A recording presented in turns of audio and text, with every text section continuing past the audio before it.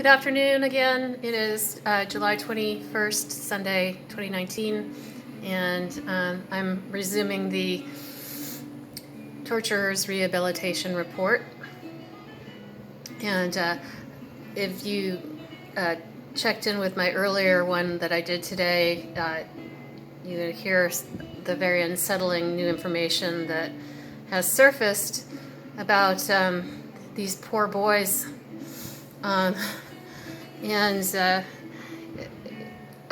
just trying to pull up a couple other things I heard. I heard at one point, is that kid going to jail? And I heard somebody else say, at least you get to go outside when you're in jail. And then I heard these other guys, they sound older, they're not rage-filled like the bosses, and I suspect they're government goons overseeing this. And they said the Bureau's going to contact us about this. So very curious as to what all that is about. And of course the torture resumed again, hitting me extremely heavily in the kidneys and across my midsection, and resuming the hitting of that wound on my leg. And so I'm just gonna not stay on too long.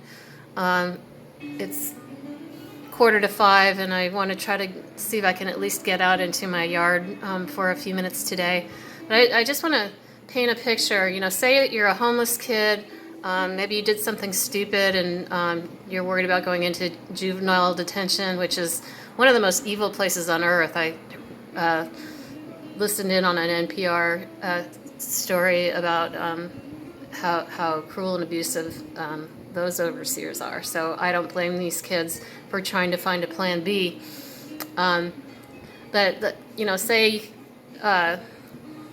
you're on the run, you're looking for shelter and food, and this older youth appears and says, "Hey, I've got a great deal for you. You can have free food and lodging.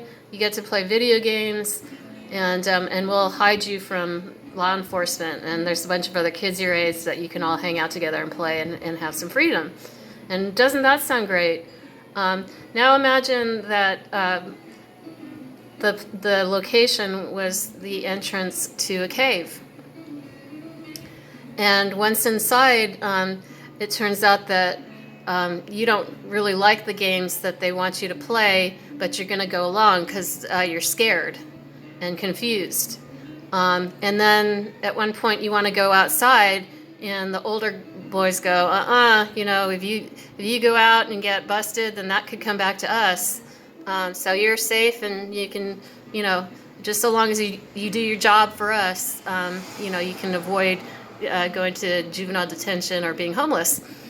And so, you know, the days and the weeks and the months go on, and these boys never see the light of day. They never see the sky. And they're blackmailed, because if they go out, the door is locked against them. So that's what I think is happening. And you know, how horrible and evil are the males who have set this up and put it together, and how evil are the branches of our government. What bureau are they talking about? Federal Bureau of Investigation? Police Bureau? What bureau? That sounds like a government agency, doesn't it? So it's really, you know, I've been disgusted at just, you know, mainly what's been happening to me, but as it's coming clear, you know, what they're doing to these children, I am furious. So I'm going to take another deep breath, because I do want to talk about the voice, and to help, you know, so vulnerable kids know whether they might be getting involved with somebody who's dangerous, or somebody who seems safe. And it's hard, because there's a lot of manipulators out there that sound so very charming, And I've fallen a bunch of times for the charming narcissistic manipulator, thinking that that person is safe, and it turns out that they're evil. So I'm not saying it's easy, and adults get fooled just as easily as kids sometimes do. But once again, if you remember that talk about vulnerability, checking in with how you feel when you're in the presence of another person can really be an indicator. If somebody's talking to you and you're starting to get that, kind of tight feeling in your stomach, and you feel uncomfortable and nervous and fearful, trust your gut on that. And it might be helpful for you to just study famous people who are well loved. One of the greatest speakers of all time, of course, is Martin Luther King Jr. And Bob Dylan is so beloved as a singer-songwriter. So take a look at their demeanor when they're giving a speech or singing a song. They can sound with anger in their voice, or they can sound very sensitive and loving. But there's something that happens in the heart, and it makes your heart sing.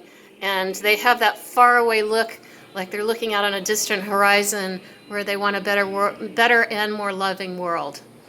And then look at speeches of Hitler, and you can see with him it's all about ego and control, and he sounds very angry, and he makes the crowd angry. And so you want to look towards people that even if they might have a gruff voice or they're sounding angry, you can kind of tell where their heart's at, that they're saying what they're saying, and they're doing what they're doing because they want a better, more loving world. Okay, so I'll leave it off at that point. Do a little homework yourselves and go out and study. And if you haven't watched The Karate Kid yet, please do. Okay, talk to you guys tomorrow. Bye-bye.